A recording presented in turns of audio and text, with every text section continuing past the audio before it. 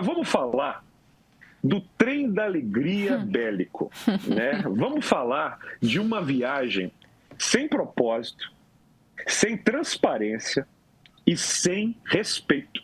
Porque é muito importante nós criticarmos essa turma de políticos que resolveu ir a Israel em meio de uma guerra, né? Nós estamos falando de um período de agravamento claríssimo de conflito, né? Não só entre Israel e a Cisjordânia, a Palestina, mas não foi ontem que começou a questão entre Irã e Israel. Basta ler, basta acompanhar.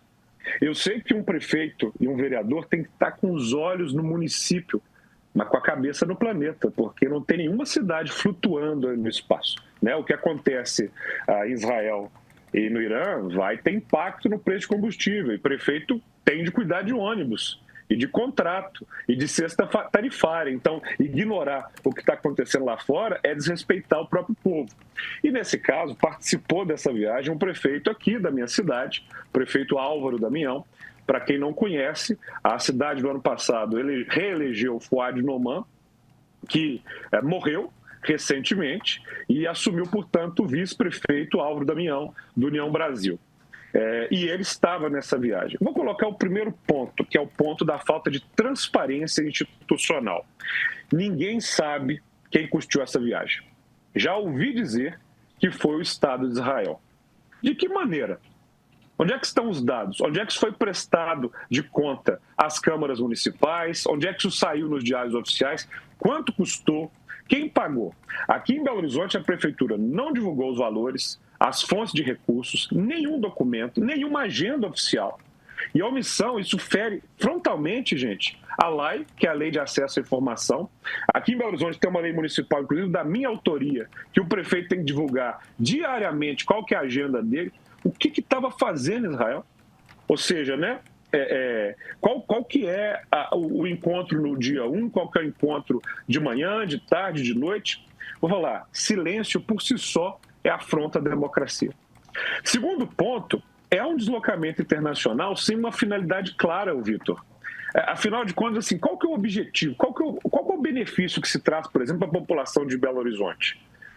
Teve alguma cooperação que foi firmada ou iria ser firmada? Tinha algum convênio que seria assinado ou anunciado? Eu não vi nenhum resultado. E não tinha previsão de nenhum resultado. E sem um planejamento prévio e nem relatório posterior, isso vai sim soar muito mais como um turismo institucional disfarçado de missão oficial. Terceiro ponto, gente, é um completo descompasso, Flávia, com o cenário internacional. Ou seja, assim, a viagem ela vai ocorrer justamente quando Israel está intensificando os ataques e o risco geopolítico estava se agravando. Bom, podem querer me convencer, Flávia, que isso daí foi uma janela de oportunidade que Israel viu para bombardear os alvos no Irã. Mas para um ataque tão preciso e com mortes tão calculadas, foi de um dia para o outro que Israel calculou isso? E aí o convite se dá para prefeitos, vice-prefeitos, primeira-dama, secretários, às vésperas de um ataque ao Irã? Gente, e aí?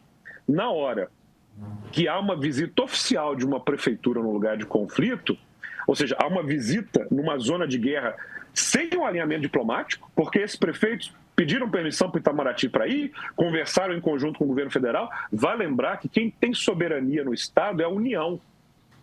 Unidade da Federação, Distrito Federal e município tem autonomia. No plano internacional, quem conversa por nós é a República Federativa do Brasil, com sede no Palácio do Planalto e com responsável legal no Palácio do Itamaraty, o Ministério das Relações Exteriores. Ir visitar, portanto, esse ambiente sem agenda multilateral, sem propósito claro, isso transmite sinais muito perigosos, inclusive de insensibilidade política. Porque eu não vi nenhum desses prefeitos dizer, então, qual é o posicionamento deles. Porque na hora que você está visitando um país, você está se posicionando. E é um desrespeito, quarto ponto, grave a essa crise mundial, mas é um desrespeito gravíssimo também aos municípios. Ô Flávio, sabe o que está acontecendo aqui em Belo Horizonte? Há semanas, os professores estão em greve.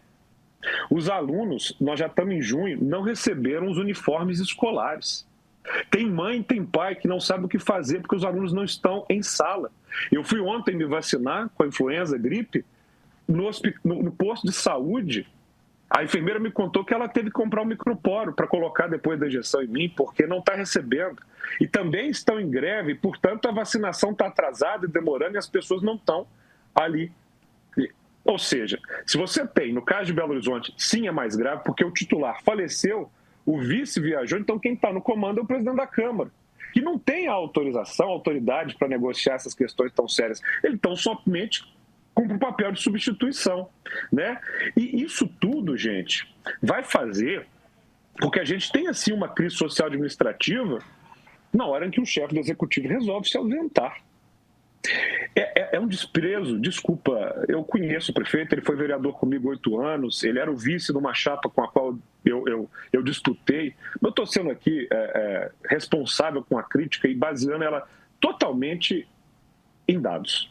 Quinto ponto, Flávia, para mim, que é um silêncio institucional e uma falta de uma coisa que eu prezo muito, que é a accountability. Ou seja, nenhum canal oficial da Prefeitura de Belo Horizonte explicou a motivação da viagem. Muito menos prestou conta para a população. Colegas jornalistas meus aqui em Belo Horizonte já me relataram que estão pedindo para as prefeituras esses dados e não houve nenhuma nota pública, nem coletiva, nem documento oficial. Quando você desrespeita a imprensa e o silêncio é deliberado, se escancara um desprezo por prestação de contas. São 41 vereadores em Belo Horizonte. Eu fosse ainda, já teria protocolado um documento. Cadê? E aí, o sexto ponto, eu quero realmente ressaltar isso aqui, é a estética do espetáculo num cenário de guerra. Era o ponto que eu ia levantar. Gente, como é que você está num bunker e você saca o celular para fazer um vídeo selfie apresentando esse bunker como se você estivesse apresentando a casa do BBB? Ou seja, nós estamos diante do Big Bunker Brasil. Sabe, é o Big Bunker Brasil. A viagem, ela virou um reality show. Ou seja, olha, tocou o alarme de madrugada, vim para cá, estou voltando, estou indo para o bunker. Na sequência, a discussão, vamos sair, não vamos sair. Aí tem o transporte de um bunker para um outro estado que não é amigo de Israel, com a viagem sendo transmitida ao vivo. Olha o risco que isso envolve. Não é possível que as pessoas compreendam que é um estado que está em guerra, que tem drone, míssil. Já imaginaram se para criar um conflito ainda mais internacional miram esse transporte? Que tudo que a gente não queria, obviamente, que era que as pessoas não retornassem em segurança. Desculpa, o prefeito de Belo Horizonte postou uma imagem dizendo: agora eu vou dar uma paradinha para comprar uns ímãs de geladeira para o meu amor. Gente, isso não é a postura. Me desculpe o prefeito, com quem eu tenho uma relação de diálogo, mas eu, enquanto cidadão de Belo Horizonte, preciso repudiar essa ação. Ou seja, se você, durante um cenário de conflito, posta que está indo comprar ímãs de geladeira, e olha que eu tenho 2 ímãs de geladeira que ele me deu de presente com muito carinho. Um do Catar, porque ele era correspondente, né, de uma rádio aqui da cidade, onde eu estou, inclusive, gravando, e me trouxe um camelo de lá, me deu a Nossa Senhora, com quem eu sempre tive uma boa convivência. Mas ainda que ele fosse comprar um ímã, isto não é a postura que se espera de um representante político.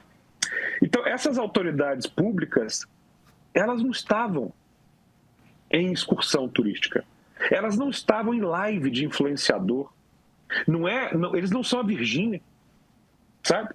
Eles não são, e isso precisa ser dito, porque a política brasileira, ela está indo nessa vibe em que o ambiente institucional está sendo confundido com espetáculo. Eles estão, em teoria, numa missão institucional que exige respeito, sobriedade, empatia, e a performance em solo de conflito, ela mostra muito mais preocupação em parecer do que ser, né?